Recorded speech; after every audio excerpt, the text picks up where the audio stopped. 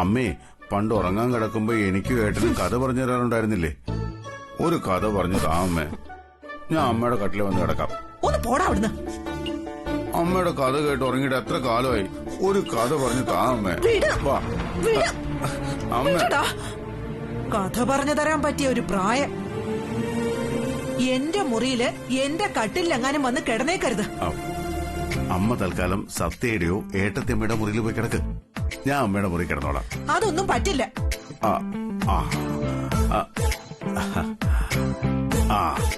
എന്നാലേ അമ്മ ഇതേ കിടന്നു, നല്ല സുഖ. പാപ്പ, നിന്നോടൊരൽപ്പം അലിവ് വിമലയ്ക്ക് തോന്നിപ്പോയി എന്ന് കരുതി ഇവിടെ അധികാരം സ്ഥാപിക്കാനാണ് നിന്റെ മനസ്സിലെങ്കിൽ അതൊന്നും ഇവിടെ നടക്കില്ല മോനെ. എന്തൊരു കഷ്ടം അമ്മേ. നേരം വെളുക്കുന്നവരൊന്ന് ഉറങ്ങണം, അതിന് ഇങ്ങനെയൊക്കെ പറയാന്ന് വെച്ചാ അതും സ്വന്തം മോനോട് കഷ്ടമുണ്ട് കേട്ടോ. അല്ല, എത്ര ദിവസം ഇവിടെ നിൽക്കാനാ നിന്റെ തീരുമാനം? അമ്മ ഒന്നുകൊണ്ടും പേടിക്കണ്ട. ഇനിയുള്ള കാലം മുഴുവൻ ഞാൻ ഇവിടെ തന്നെ ഉണ്ടാവും. നിങ്ങൾക്കൊക്കെ ഒരു കാവലാളായി ഞാനുണ്ടാവും അമ്മ ഇവിടെ. എന്നാ ഞങ്ങൾക്ക് അങ്ങനെ ഒരു കാവൽക്കാരന്റെ ആവശ്യമൊന്നുമില്ല. കാവൽക്കാരൻ ഉണ്ടായിട്ടല്ലല്ലോ ഞങ്ങൾ ഇവിടെ ഇത്ര നാളും കഴിഞ്ഞത്. അതൊന്നും പറഞ്ഞിട്ട് കാര്യമില്ലമ്മേ. അമ്മയ്ക്ക് പ്രായം കൂടി വരികയല്ലേ, എപ്പോഴാ അറ്റാക്ക് വന്ന് തട്ടിപ്പോവാന്നൊന്നും പറയാൻ പറ്റില്ലല്ലോ. അപ്പൊ അതാണ് നിന്റെ ഉള്ളിലിരിപ്പ്. ആ കട്ടില് കണ്ട് എന്റെ മോൻ അങ്ങനെ പനിക്കണ്ട.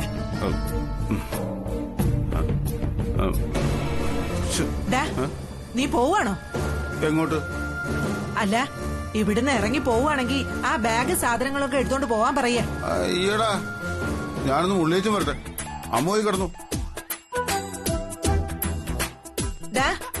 നീ ആ മുറ്റത്തൊന്നും കാര്യം സാധിക്കല്ലേ. നിന്റെ സ്വഭാവമൊന്നും ഈ വീട്ടിൽ വേണ്ട. ശരിയമ്മേ, ഞാനങ്ങ് ദൂരെ പോയി സാധിച്ചോളാം. എന്റെ ഈശ്വര, ഇവനെ എത്രയും പെട്ടെന്ന് ഇവിടുന്ന് ഓടിച്ചില്ലെങ്കിൽ ഇവൻ ഈ തറവാടിന്റെ തറക്കല്ലിളക്കും. നാശം പിടിച്ചവൻ.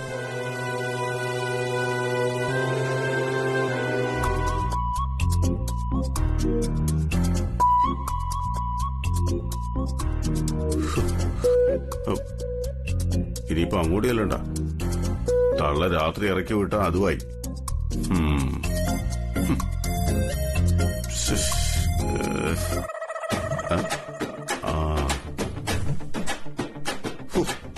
₹10 സിഗരറ്റാ.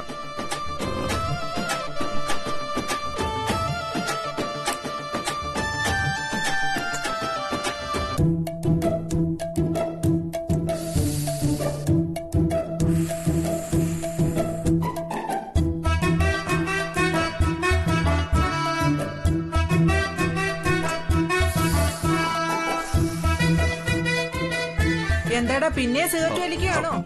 ഇല്ലമ്മേ, തള്ളയുടെ മൂക്കിന് ഭയങ്കര ശക്തിയാ.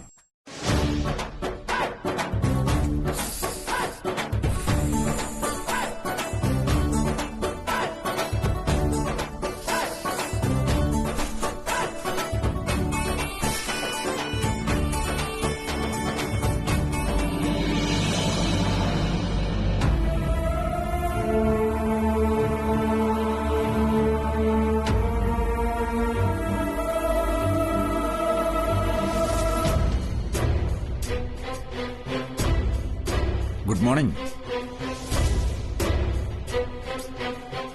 Good morning sir. ഇതെന്താ ഡോറും തുറന്നിട്ട് ഫോണിൽ നോക്കിയിരിക്കുന്നത്? വല്ല കള്ളന്മാരും കയറി വന്നാൽ പോലും അറിയില്ലല്ലോ. കള്ളന്മാര് വരുന്നതിനേക്കാളും ഞാൻ എവിടേക്കെങ്കിലും ഓടിപ്പോകുന്നുള്ള പേടിയല്ലേ സാറിന്? അങ്ങനൊരു പേടി ഇല്ലാതില്ല.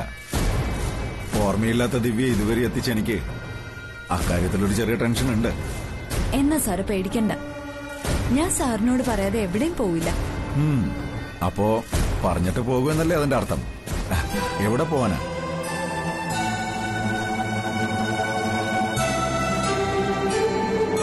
എനിക്കെല്ലാം അറിയണം. എന്റെ അച്ഛൻ, അമ്മ, വീട്, നാട്, നാട്ടുകാർ, പിന്നെ ഇപ്പൊ കണ്ട സാറ് പരിചയപ്പെടുത്തുന്നവരൊക്കെ ആരാ, അവരോടുള്ള എന്റെ ബന്ധം എന്താ, എല്ലാം അറിയണം.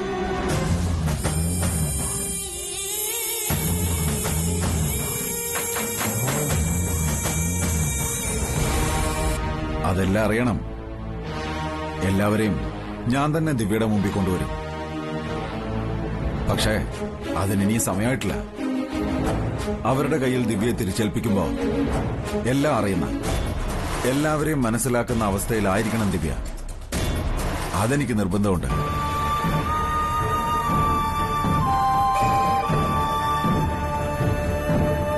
പിന്നെ ഇന്ന് ഹോസ്പിറ്റലിൽ പോകേണ്ട ദിവസമാണ്. ഞാൻ ഡോക്ടറെ വിളിച്ചു പറഞ്ഞിട്ടുണ്ട്. ഇനിയും മരുന്ന് കഴിക്കണോ സർ? ഇവിടെ വൈദ്യര് തരുന്ന കഷായവും ഇംഗ്ലീഷ് മരുന്നും എല്ലാം കൂടി വേണോ? വേണം. എവിടെ വൈദ്യര്? ഇവിടെ ഇല്ലേ? ഉണ്ട്, മുകളിലാന്ന് തോന്നുന്നു. എന്നാ ദിവ്യ റെഡിയാക്കോ. വൈദ്യര് വരൂ ഹോസ്പിറ്റലിൽ. ശരി സർ.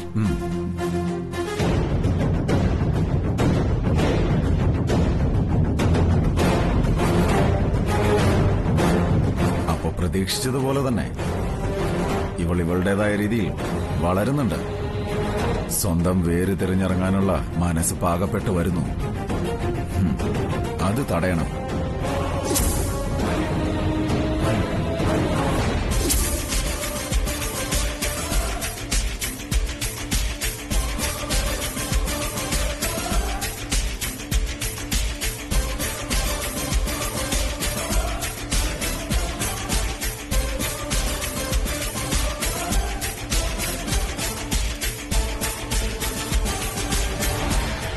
അയച്ചിട്ടില്ലേ? കൊണ്ടെന്നാണല്ലോ എന്നോട് പറഞ്ഞത്. ഏയ്, കളവ് പറയാൻ സാധ്യതയില്ല. ഒരു കാര്യം ചെയ്യും, ഞാൻ അവനെ വിളിച്ചൊന്ന് ചോദിക്കട്ടെ, ഇനിയും ലേറ്റ് ആവുമോന്ന്. ഇല്ല, എനിക്ക് വ്യക്തമായിട്ട് അറിയാവുന്ന കാര്യമല്ലേ അത്. ഞാൻ വിളിച്ചിട്ട് തിരിച്ചു വിളിക്കാം. വേറെ എന്തെങ്കിലും ഉണ്ടോ? എന്താ? ചന്ദ്രേട്ട ചായ എടുത്ത് വെച്ച്. ശരി, ഞാൻ വിളിക്കാം. സുധി എവിടെ? അവനെ വിളിച്ചില്ലേ? വിളിച്ചിട്ടുണ്ട്. സുധി, സുധി. വേണ്ട, വിളിക്കണ്ട. ബ്രേക്ക്ഫാസ്റ്റ് ഒന്നും വേണ്ടെന്നാ പറഞ്ഞിരിക്കുന്നു. ബ്രേക്ക്ഫാസ്റ്റ് വേണ്ടെന്നോ? അതെന്താ അങ്ങനെ? അവനിപ്പോ ഒന്നിനോട് ഒരു താല്പര്യമില്ല. അങ്ങനെ പറ്റില്ല. വിഷാദ രോഗിയെപ്പോലെ നടക്കാനല്ല ഞാൻ അവനെ പഠിപ്പിച്ചത്. വിഷാദ രോഗിയാക്കിയതല്ലേ ചന്ദ്രേട്ടൻ തന്നെ. മോനെ, നമ്മുടെ ഗവൺമെന്റ് പ്രോജക്ടിന്റെ പേപ്പേഴ്സ് ഒന്നും കിട്ടിയില്ലെന്നും പറഞ്ഞ് കാർത്തികയെ വിളിച്ചിരുന്നു. ഞാൻ സൈൻ ചെയ്തതാണല്ലോ. നീ ഒന്ന് സതീഷിനെ വിളിച്ച് ചോദിക്കേ അതെന്താ അയക്കാൻ ലേറ്റ് ആവുന്നതെന്ന്. എന്നോട് അവൻ അയച്ചു എന്നാ പറഞ്ഞത്. അച്ഛൻ തന്നെ വിളിച്ചു ചോദിച്ചാൽ മതി. നിങ്ങൾ രണ്ടുപേരും കൂടി ഇങ്ങനെ ഉഴപ്പിയാ ശരിയാവത്തില്ല. നീ സൈൻ ചെയ്യാമെന്ന് പറഞ്ഞ പല പേപ്പേഴ്സും മേശപ്പുറത്ത് അതേപടി കിടക്കുക. സതീഷിനോട് ചോദിക്കുമ്പോ അവൻ പറയും സുധി സൈൻ ചെയ്തിട്ടില്ല, അതുകൊണ്ട് അയക്കാൻ പറ്റിയിട്ടില്ലെന്ന്. അമ്മേ, ഞാൻ ഇറങ്ങാം. നിനക്ക് ബ്രേക്ക്ഫാസ്റ്റ് വേണ്ടേ? വേണ്ട. നീ ഇതെങ്ങോട്ടാ? ഓഫീസിലേക്ക്. ഓഫീസിലേക്കൊന്നും പറഞ്ഞ് ഇവിടുന്ന് ഇറങ്ങും, എന്നിട്ട് അവിടെ ഒട്ട് എത്തുകയില്ല. ശരിക്കും നീ എവിടെ പോകുന്നതാ? മനസ്സമാധാനം കിട്ടുന്ന എവിടെയെങ്കിലും. അങ്ങനെ പറഞ്ഞാൽ മനസ്സിലാവോ?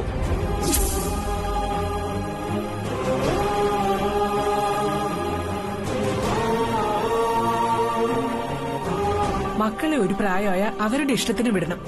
അങ്ങനെ ചെയ്യാതിരുന്നതിന്റെ ദോഷമാ ചന്ദ്രേട്ടൻ ഇപ്പൊ അനുഭവിക്കുന്നത്. വാ, വന്ന് ഭക്ഷണം കഴിക്കും.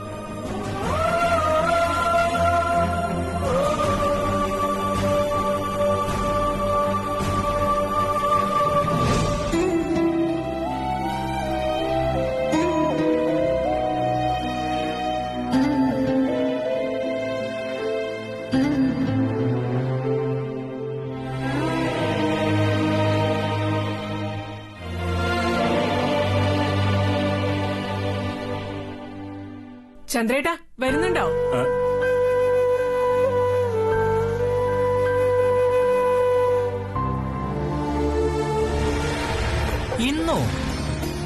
ഇന്ന് കാണാൻ പറ്റുമെന്ന് അറിയില്ല. ഞാൻ ഭയങ്കര ബിസിയാണ് മോളൂസേ. ചേട്ടായി നോക്കട്ടെ, എന്ത് റിസ്ക് എടുത്തും കാണാൻ ശ്രമിക്കാം. ഇന്നൊരു മീറ്റിംഗ് ഉണ്ട്.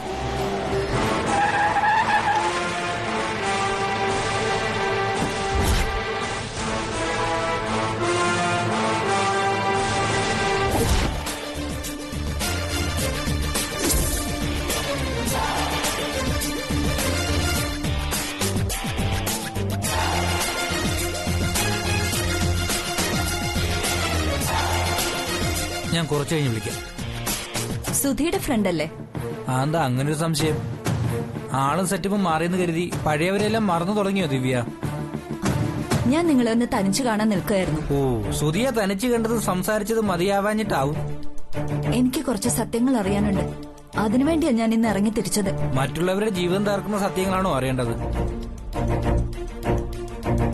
മനഃപൂർവ്വം ആരുടെയും ജീവിതം തകർക്കാൻ വേണ്ടിയല്ല ഞാൻ വന്നത്. അങ്ങനെ വല്ലത് സംഭവിക്കുന്നുണ്ടോന്ന് എനിക്ക് അറിയണം. അത് കൊള്ളാലോ. മറ്റുള്ളവരുടെ പിന്നാലെ നടന്ന് മാനസികമായി പീഡിപ്പിക്കുക, എന്നിട്ട് അതെല്ലാം സത്യമാണോന്നറിയാൻ കാറുമായിട്ട് അന്വേഷിച്ചിറങ്ങുക. അങ്ങനെയുള്ളൊരവസ്ഥയിലാണ് ഞാൻ. എനിക്കറിയണം സുധി എന്തിനാണ് ദിവ്യയെ ഒഴിവാക്കിയത്, എല്ലാത്തിന്റെയും പിന്നിൽ സത്യമാണോ എന്നൊക്കെയല്ലേ.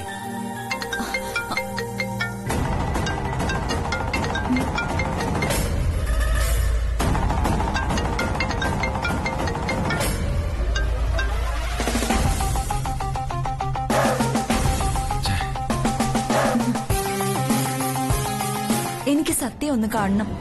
അതിന് ഞാൻ വഴിയുണ്ടാക്കി തരണം അല്ലേ? പറ്റുമെങ്കിൽ സുധിയുടെ മാനസിക നില തന്നെ നിങ്ങൾ കാരണം തകർന്നിരിക്കുക. ഇനി സത്യയെ കൂടെ അങ്ങനെ ആക്കി തീർക്കണോ നിങ്ങൾക്ക്?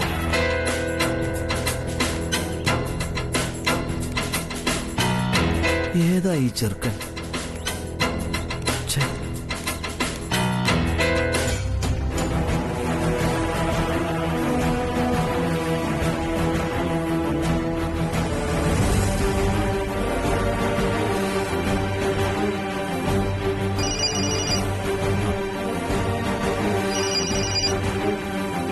എന്താ സാർ? അവളെന്താ ഫോൺ എടുക്കാത്തത്? വഴി കണ്ട ആരോടോ സംസാരിച്ചോണ്ട് നിൽക്കുക സാർ. വഴി കണ്ടേ ആര്? അത് എനിക്കറിയില്ല സാർ. എന്തിനാ അറിയാത്തവരോട് അവളെ സംസാരിക്കാൻ അനുവദിച്ചത്? അത് പിന്നെ എന്തോ വാങ്ങിക്കാനുണ്ടെന്ന് പറഞ്ഞോണ്ടാ വണ്ടി നിർത്തിച്ച്. ആരോട് അവള് സംസാരിക്കുന്നത്? ആളെ എനിക്ക് പരിചയമില്ല സാർ.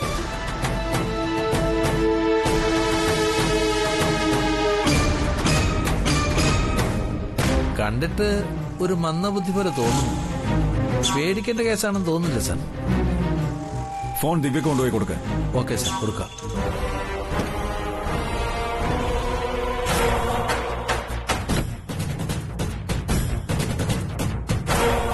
ഞാൻ എന്തു വേണമെന്ന് ദിവ്യ പറയുന്നേ?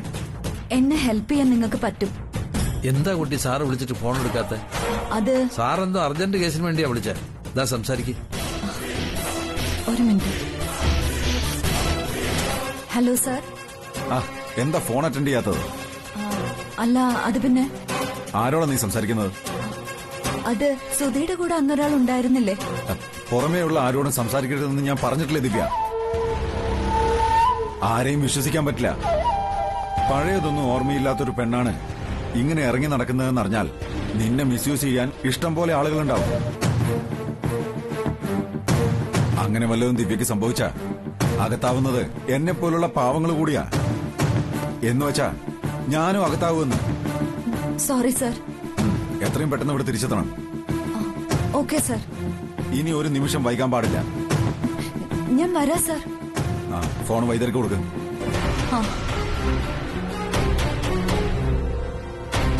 Hello sir. അവളെ ഇനി ഒരു സെക്കൻഡ് പോലും അവിടെ നിർത്താൻ പാടില്ല. എത്രയും പെട്ടെന്ന് കൊണ്ടുവരണം. Okay sir.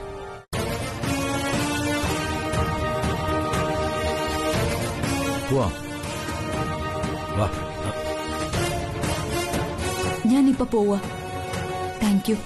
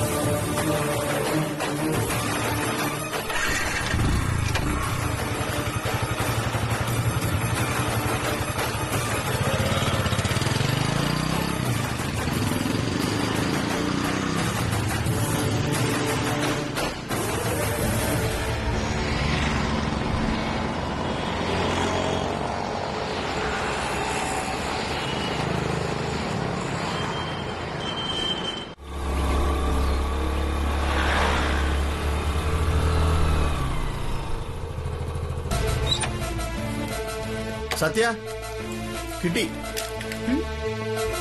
എന്താടാ? ദിവ്യ താമസിക്കുന്ന സ്ഥലം ഏതാന്ന് കണ്ടുപിടിച്ചു. എവിടെയാ? PC ബ്രിഡ്ജിന്റെ അവിടെ ഒരു ഗസ്റ്റ് ഹൗസ് ഉണ്ട്. PC ബ്രിഡ്ജോ? കാക്കോ റോഡിൽ നിന്ന് റൈറ്റ് കെട്ടിയുന്ന സ്ഥലമാണ്. അവിടെ ഗസ്റ്റ് ഹൗസിലാണോ ചേച്ചി താമസിക്കുന്നത്? അതെ. ആരാ കൂടെയുള്ളേ? ഒരു വൈദ്യര്. വൈദ്യരോ? അതെ, അയാളെ എല്ലാരും വൈദ്യരെന്നാ വിളിക്കുന്നേ. പ്രായമുള്ള ആളാണോ? ആളിനെ ഞങ്ങൾ കണ്ടിട്ടില്ല. അടുത്തുള്ള കടയിൽ നീട്ടി വിവരാ.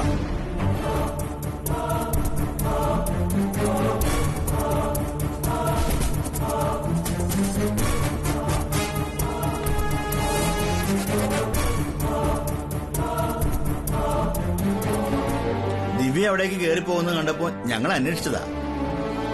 ചിലപ്പോ ആ വൈദ്യരാവും ചേച്ചിയോടൊപ്പം വീട്ടിൽ വന്നത്. അതെ. എടാ, അയാൾ എപ്പോഴാ പുറത്തേക്ക് പോവാന്നറിയണം. ആ സമയത്ത് ചെന്ന് എനിക്ക് ചേച്ചിയോട് എല്ലാ കാര്യങ്ങളും വിശദമായിട്ട് സംസാരിക്കാൻ പറ്റും. അതെ, തിടുക്കം കൂട്ടാതിരിക്കുന്നതായിരിക്കും നല്ലത്. കേട്ടത് വെച്ച് നോക്കുമ്പോ അതൊരു രഹസ്യ സങ്കേതമാണെന്നാണ് തോന്നുന്നത്. അതെ, വൈദ്യർ അവിടെ നിന്ന് പുറത്തു പോകുന്ന സമയം അതെപ്പോഴാണെന്ന് അവിടെയുള്ള കടക്കാരോട് ചോദിച്ചാൽ അറിയാതിരിക്കില്ല.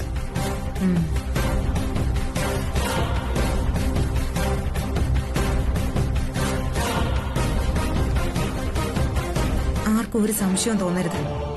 സംശയം തോന്നിയാ ഒരുപക്ഷെ അവരവിടുന്ന് മാറിപ്പോവാനും സാധ്യതയുണ്ട്. സത്യ ധൈര്യമായി. ഏറിയ 2-3 ദിവസം അതിനുള്ളിൽ എന്തായാലും സത്യ ദിവ്യച്ചയായി സംസാരിച്ചിരിക്കും.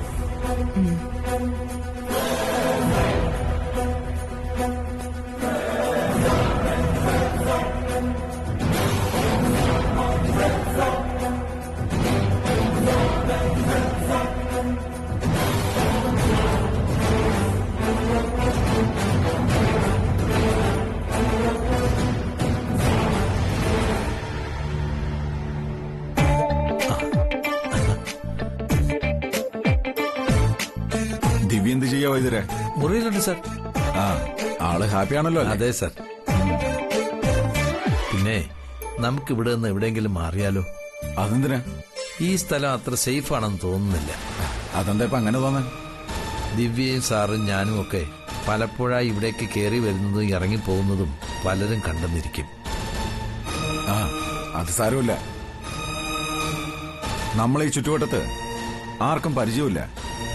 ആ സ്ഥിതിക്ക് ദിവ്യ എന്റെ വൈഫാണെന്നേ കാണുന്നവർക്ക് തോന്നും. ആരെങ്കിലും ചോദിച്ചാലും അങ്ങനെ പറഞ്ഞാൽ മതി. അതൊക്കെ എനിക്കറിയാം സാർ. ദിവ്യയെ രഹസ്യമായി താമസിപ്പിക്കാൻ വേണ്ടി മാത്രമാണ് ഞാൻ ഈ ഗസ്റ്റ് ഹൗസ് വാങ്ങിയിട്ടുള്ളത് തന്നെ. ആ രഹസ്യം ആരോ കണ്ടുപിടിക്കാൻ ശ്രമിക്കുന്നുണ്ട്. ആര്? കഴിഞ്ഞ ദിവസം ഇവിടെ അടുത്തുള്ള കടകളിലും മറ്റും ചിലർ വന്ന് ഇവിടെ ആരൊക്കെയാ താമസിക്കുന്നത്, എന്താ അവരുടെ ജോലി എന്നൊക്കെ അന്വേഷിച്ചായിട്ട് അറിയാൻ കഴിയും.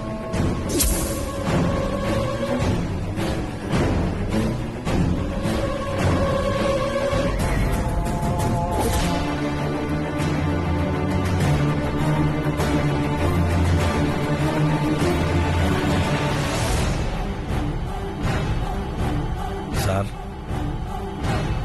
എങ്കിൽ സൂക്ഷിക്കണം. അത് സത്യയുടെ ആൾക്കാരായിരിക്കും. ആയിരിക്കാം. അതുകൊണ്ടാ സാർ ഞാൻ പറഞ്ഞത് എത്രയും പെട്ടെന്ന് നമുക്ക് ഇവിടുന്ന് മാറണമെന്ന്.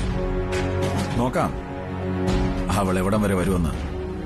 ആ, വൈദ്യരെന്തായാലും ഇനി ഒരാളെ പോലും ഇവിടേക്ക് കയറ്റിവിടാതെ നോക്കണം. ആ കാര്യം ഞാൻ ഏറ്റു സാർ.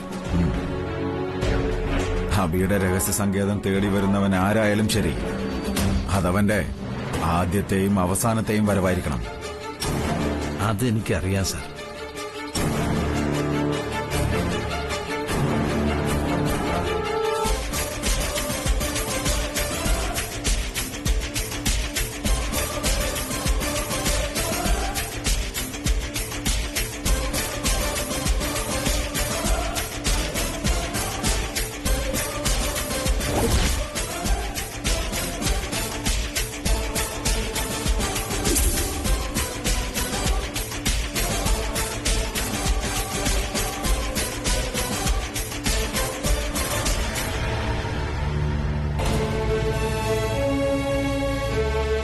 നിന്നെ എനിക്ക് വിശ്വാസമാണ്. അതുകൊണ്ടാണ് ഞാൻ കാണണമെന്ന് പറഞ്ഞതും ഇത്രയും കാര്യങ്ങൾ നിന്നോട് ഡിസ്കസ് ചെയ്തതും. സതീശേട്ടൻ പറയുന്ന ഫയലുകൾ സത്യം പറഞ്ഞ എനിക്കറിയില്ല. സുധിയുടെ മുമ്പിൽ വരുന്ന ഫയലുകൾ നീ കാണാതിരിക്കില്ലല്ലോ. ഷെൽഫിൽ വെക്കുന്ന ജോലി നിന്റെ അല്ലേ? അതെ, പക്ഷെ ഫയലുകൾ ഷെൽഫിൽ കൊണ്ടേ വയ്ക്കുന്നതിനപ്പുറം മറ്റൊന്നും എനിക്കറിയില്ല. ഞാനത് തുറന്നു നോക്കാറ് പോലുമില്ല. അതിനുള്ള അധികാരം എനിക്കില്ലെന്ന് സതീശൻ അറിയില്ലേ? ഞാൻ ഓഫീസിലെ സകല ഫയലുകളും പരിശോധിച്ചു. പക്ഷെ എനിക്ക് വേണ്ട ഫയൽ മാത്രം കിട്ടിയില്ല. സതീഷേട്ടാ, ഫയലുകളെല്ലാം സുധിയെ അച്ഛനും സത്യം ചെക്ക് ചെയ്യും. അതാണ് പതിവ്. സത്യോ? അതെ, സത്യം ഇവിടെ ഉണ്ടായിരുന്നപ്പോഴെല്ലാം അവൾ ആ ഡ്യൂട്ടി കൃത്യമായി ചെയ്തിട്ടുണ്ട്. സത്യ മണിമംഗലം ബിൽഡേഴ്സിൽ ജോയിൻ ചെയ്യുന്നതിന് മുമ്പുള്ള ഫയലാണത്. അതായത് അന്ന് സുധിയും സത്യയുമായുള്ള വിവാഹം നടന്നിട്ടില്ല. ആ കോളനിയിൽ ഫ്ളാറ്റ് പണിയാനുള്ള ആ രേഖകളാണോ സതീഷേട്ട ഉദ്ദേശിക്കുന്നത്? യെസ്, അത് തന്നെ. ആ പ്രോജക്റ്റ് മണിമംഗലം ബിൽഡേഴ്സ് വേണ്ടെന്ന് വെച്ചതല്ലേ? മണിമംഗലം ബിൽഡേഴ്സ് അല്ലേ വേണ്ടാന്ന് വെച്ചത്? സതീഷ് അത് വേണ്ടാന്ന് വെച്ചിട്ടില്ല.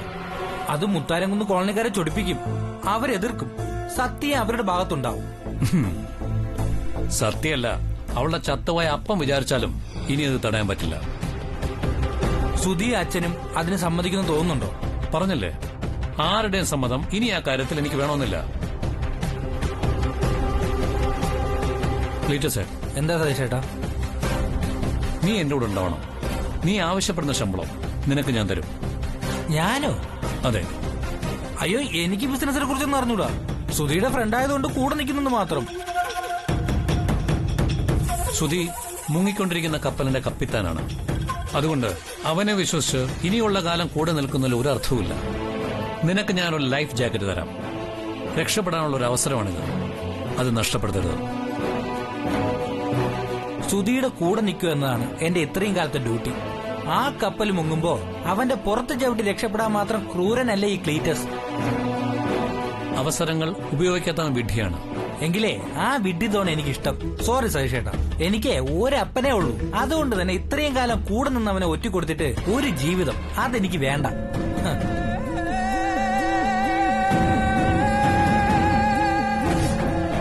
ഉണ്ട ചോറിന് നന്ദി കാണിക്കുന്നുണ്ടല്ലേ? നിന്നെ വിശ്വസിച്ചാണ് ഞാൻ ഇത്രയും പറഞ്ഞത്. സുധിയെ നീ ഒറ്റ കൊടുക്കില്ല എന്ന് ഉറപ്പായ സ്ഥിതിക്ക് സതീഷിനെ നീ ഒറ്റ കൊടുക്കാതിരിക്കില്ല. മനസ്സിലായില്ല? ഞാൻ നിന്നോട് പറഞ്ഞ കാര്യങ്ങൾ സുധിയോ അച്ഛനോ സത്യോ അറിയാനിടയായാൽ മുങ്ങിക്കൊണ്ടിരിക്കുന്ന കപ്പലിന് മുമ്പ് നീ മുങ്ങി മരിച്ചിരിക്കും. അതിനുള്ള അവസരം ഉണ്ടാക്കരുത്. ചെല്ല.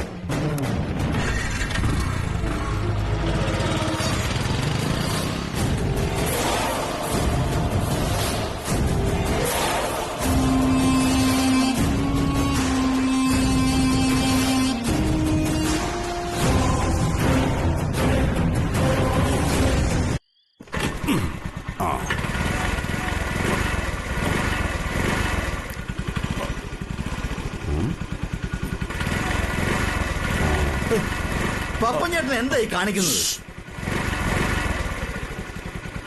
പപ്പൻ ചേട്ടൻ എന്തായി കാണിക്കുന്നത്? കണ്ടിട്ട് മനസ്സിലായില്ലേ? നീയൊക്കെ എന്ത് മെക്കാനിക്കാടാ? എന്റെ സൗണ്ട് കേട്ടോ? ഇത് സൈലൻസ് കംപ്ലൈന്റാ. പപ്പൻ ചേട്ടാ, ഇത് എന്റെ വണ്ടിയാണ്. ഇതിനൊരു കുഴപ്പമില്ല. അതെയോ? എന്നാ പിന്നെ കംപ്ലൈന്റ് ഉള്ള വേറെ വണ്ടിതാ, ഞാൻ നന്നാക്കട്ടെ. ആ, ഇതിന്റെ എഞ്ചിൻ പൊടിക്കാം. പപ്പൻ ചേട്ടൻ ഇങ്ങോട്ട് വന്നേ. ഇതെല്ലാം റെഡിയാക്കി വെച്ചിരിക്കുന്ന വണ്ടിയാ. അലം ഉണ്ടാക്കാതെ പപ്പൻ ചേട്ടാ വെറുതെ. എടാ, എനിക്ക് സത്യം സഹായിക്കണമെന്ന്. ഇനി ഞാനും ഉണ്ടാവും നിങ്ങളുടെ കൂടെ. പപ്പൻ ചേട്ടൻ അറിയാത്ത പണി ചെയ്ത് എന്തിനാ ഞങ്ങളെ ബുദ്ധിമുട്ടിക്കുന്നേ? എടാ, ഈ സ്കൂട്ടർ എടുത്ത് തുറന്നാ പോരെ? ഇത് സ്കൂട്ടർ വരല്ല. ഇക്രു, ഇത് അങ്ങ് കൊണ്ടുവെക്കടാ. പ്ലെയർ ആയിരുന്നോ? എടാ, ഇതൊന്നും അറിയാനില്ലെന്ന്. സത്യം വല്ലതും അറിഞ്ഞിട്ടാണോ ഇതൊക്കെ ചെയ്യുന്നത്? ഇതൊക്കെ കൂടെ ഒന്ന് പഠിക്കാനുള്ളതല്ലേ ഉള്ളൂ. പപ്പൻ ചേട്ടാ ഒന്ന് മാറി നിന്നേ. എന്നാലേ ഞാൻ പഞ്ചർ ഒട്ടിച്ചാലോ? പഞ്ചർ ഒട്ടിക്കാൻ പറ്റിയ വണ്ടി ഒന്നും ഇവിടെ ഇല്ല. എന്നാ ഏതെങ്കിലും ഒന്ന് കുത്തിപ്പൊട്ടിക്ക്, ഞാൻ പഞ്ചർ ഒട്ടിക്കാന്നേ. അല്ലെങ്കിൽ വേണ്ട, ഇതിന്റെ എഞ്ചിൻ പപ്പൻ ചേട്ടാ ഇങ്ങോട്ട് വന്നേ. എന്നെ വിടാൻ എടാ, എനിക്ക് സത്യം പപ്പൻ ചേട്ടാ. സത്യം സഹായിക്കണമെന്ന് പറഞ്ഞു. പപ്പൻ ചേട്ടൻ ദേവി നിന്ന് ഇറങ്ങിപ്പോ ഈ ഒന്നും എന്നെ ഒന്നും ചെയ്യാൻ പപ്പൻ സമ്മതിക്കില്ല. ചേട്ടാ ഇത് എന്താ ഇവിടെ? എന്താ ബഹളം? ഒന്നുമില്ല. സത്യ, ഇവിടെ കിടന്ന വണ്ടിയെല്ലാം കുത്തിപ്പൊട്ടിക്കാൻ വേണ്ടി നടക്കും. ആര് കുത്തിപ്പൊട്ടിക്കാനോ? പപ്പൻ ചേട്ടാ, മോളെ ഞാൻ കുത്തിപ്പൊട്ടിച്ചൊന്നല്ല, നന്നാക്കുക ചെയ്ത്. കൊച്ചച്ഛൻ എന്ത് നന്നാക്കുമെന്ന് ഈ പറയുന്നത്? മോളിങ് വന്നേ, വാ വന്നേ. മോളെ, എത്ര ദിവസം ഒന്ന് കരുതിയാ ഞാൻ വെറുതെ ഇരിക്കുന്നേ? ഞാനൊരാണല്ലേ? ആണോ മോളെ? പറ. എന്നെ കൊണ്ട് കഴിയുന്ന സഹായം ഞാൻ ചെയ്തല്ലേ പറ്റൂ. എന്ത് സഹായം? എന്തും. എനിക്ക് സത്യമോളെ സഹായിച്ചേ പറ്റൂ. എനിക്ക് ശമ്പളമൊന്നും തരണ്ട. ശമ്പളം വേണമെങ്കിൽ തരാം. ദയവേത് സഹായിച്ച് ബുദ്ധിമുട്ടിക്കാതിരുന്നാ മതി. അത് മോളെന്നെ കളിയാക്കിയതല്ലേ? അല്ല, കാര്യമായിട്ട് തന്നെ പറഞ്ഞതാ. ആ എന്നാ പിന്നെ എന്റെ ഇന്നത്തെ കൂലിയാ, ഞാൻ പോയേക്കാം. ഇന്നത്തെ കൂലിയോ? അല്ല, മോളല്ലേ പറഞ്ഞത് പണി ചെയ്യാതെ കൂലി തരാന്ന്. കൊച്ചച്ഛൻ അലമുണ്ടാക്കാതെ വീട്ടിൽ പോയേ. എന്നെ സ്വഭാവം മാറ്റല്ലേ? ആ അപ്പൊ പണിയില്ല, കാശുമില്ല. അല്ലെങ്കിലേ നീ ഒരു 500 രൂപ. എന്തിന്? അതുകൊണ്ട് പോയി കള്ളു കുടിക്കാനല്ലേ? അയ്യോ, നീയാണ് സത്യം. കള്ളുകൂടി കൊച്ചച്ഛൻ എന്നേ നിർത്തി. പിന്നെന്തിനാ കാശ്? ചുമ്മാ മടക്കി പോക്കറ്റ് വെക്കാനാ. എത്ര കാലമായെന്നൊരു 500 നോട്ട് കണ്ടിട്ട്.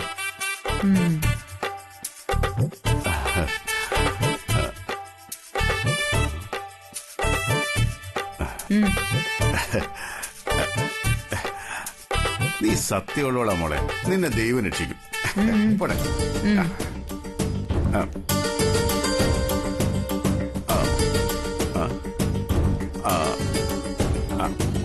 പിന്നെ മോളെ, ഈ കൊച്ചച്ഛൻ മോളുടെ ശിഷ്യത്വം സ്വീകരിക്കുന്നതിൽ കുഴപ്പമുണ്ടോ?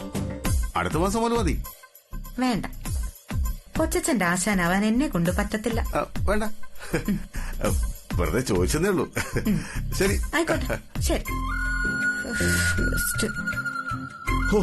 എത്ര വിദഗ്ധമായിട്ടാ ആ പപ്പൻചേട്ടൻ സത്യയുടെ 500 രൂപ അടിച്ചു മാറ്റിയത്. ആണോ? പിന്നല്ലാതെ. സത്യക്ക് മനസ്സിലായില്ലേ? പടാ ആ 500 രൂപ ഞാൻ കൊടുത്തതേ ഒന്ന് ഒഴിഞ്ഞു പോകാൻ വേണ്ടിട്ടാ. ഇനിയിപ്പം ഇത്തിരി സ്നേഹം എന്നോട് തോന്നുവാണെങ്കിൽ അങ്ങ് തോന്നിക്കോട്ടെ. അപ്പൊ ശശിയായത് പപ്പൻചേട്ടൻ. പിന്നല്ലാതെ.